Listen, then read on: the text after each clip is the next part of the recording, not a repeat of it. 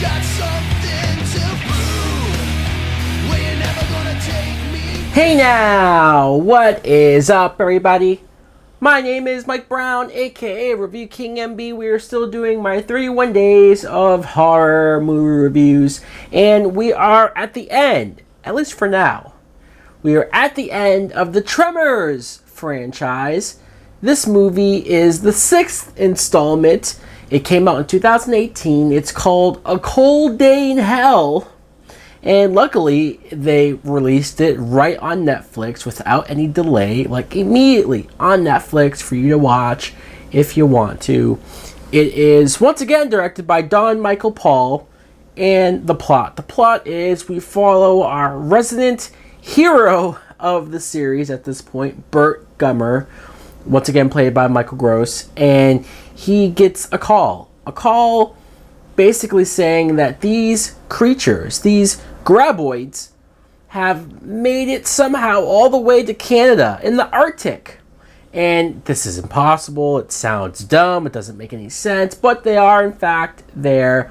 So Burt and Travis have to go there and deal with these creatures once again. Now, what I thought of Tremors 6, A Cold Day in Hell, is shockingly, surprisingly, it's once again a pretty good movie. Like, it's something that I am baffled by this series, about why it doesn't get talked about more, why it doesn't get more praise. The fact that we're at the 6th film, and as dumb as this premise sounds, the fact that we're going to take these creatures who normally love heat climates, that's why they've relatively stayed in Nevada and New Mexico and those types of towns, but we're going to put them in the Arctic. Why? Because it's a different environment. Yeah, it might not make actual sense, but let's look at what we're dealing with here. These are creatures, giant, enormous worm creatures. That's already far-fetched, so you want to do for something different. It was cool, especially in that opening scene, to see these creatures in the snow, in that environment, jumping out to kill people. It was something different. And Burt has become like the face of this franchise for so many reasons. And the fact that this actor is still pretty into it. They write him with, admittedly, some cheesy dialogue. Some dialogue that makes you go, eh. But you could tell that he doesn't give a shit. He'll tell you straight up how he feels, how it is. And they actually give him some personal stakes going on here. They reference the fact that in the 3rd movie, he was swallowed whole by one of the creatures, but then made it out. So at the time watching it, I thought it was just a random gag of him being swallowed by the monster, but it blew up and then he crawled out covered in slime, and there you go. But now, 3 movies later, they established that because of this, because of the contact with that goo and whatnot, the DNA has made it into his system. He's now infected with a disease that's slowly killing him. And is it far-fetched to think that it took this long for the disease to finally kick in? Maybe, but I appreciated that they gave him some stakes, that they gave him a weakness. He wasn't just some crazy redneck guy that he has always been, but he also had stakes. He was probably going to die at this point. You have Travis, played by Jamie Kennedy, once again. I almost forgot that they established that he is Burt's son.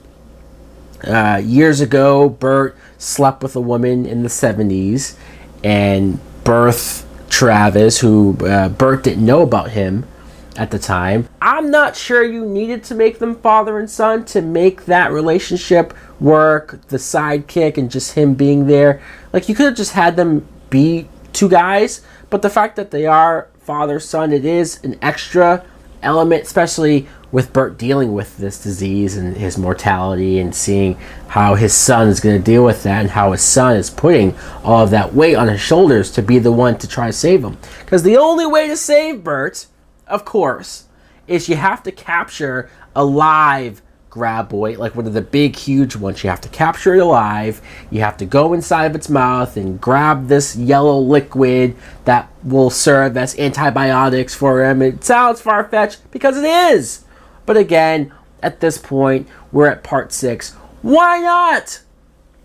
Now, when these two wind up in Canada, they interact with a bunch of research type people. A lot of them are younger looking and attractive because why not? One of the characters, Dr. Sims, is played by Tanya Van Gran, who Jamie Kennedy has an attraction for. You can't blame him. I'm just trying to see if I buy the fact that she would be attracted to him. No offense to Jamie Kennedy. Hey, if you can get it, then good on you. But he always looks disheveled. He always looks, his hair is all over the place. He looks like he just crawled out of a dumpster. Like, I don't buy that this hot chick would look at him twice. But she does. But more importantly, one of the characters that we meet is played by Jamie Lee Money. Yes, that's her name, Jamie Lee Money.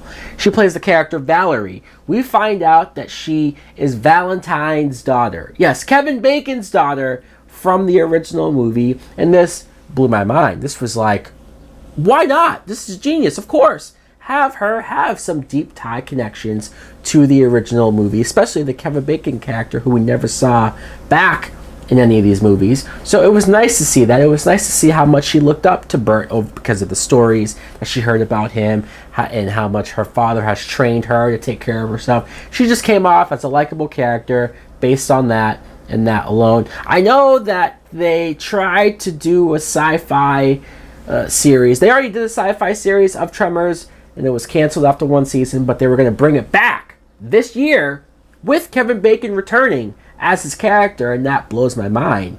That would have been great, but they passed on it. They didn't, I guess the pilot, I don't know what happened, and that sucks.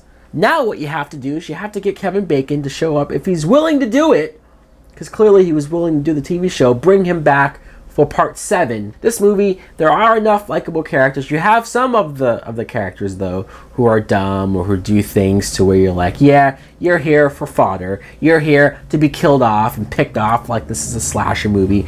I remember the other movies used to be PG-13, and somehow they got away with some decent kills. But at this point, it has to be rated R, or it has to be unrated, because they have blood. They have gore. It's not too overbearing, but still, they're showing you a lot more than they've ever shown before with these creatures. They brought back the ass blasters. They brought back all these elements that are making this movie, this franchise, insane. I still think Bloodlines, the 5th one, was crazier and more action and more crazy, but that's fine. I still had fun with this movie. I still enjoyed the characters. I still enjoyed what they gave me for part 6. So guys, since this did come out this past year, I feel obligated to give it a rating.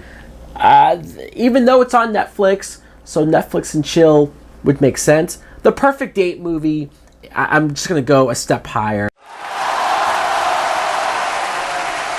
Let me know in the comments below if you have seen Tremors 6. What did you think of it? Would you like to see Kevin Bacon come back to the series? Thanks for watching. Like, comment, subscribe. Later!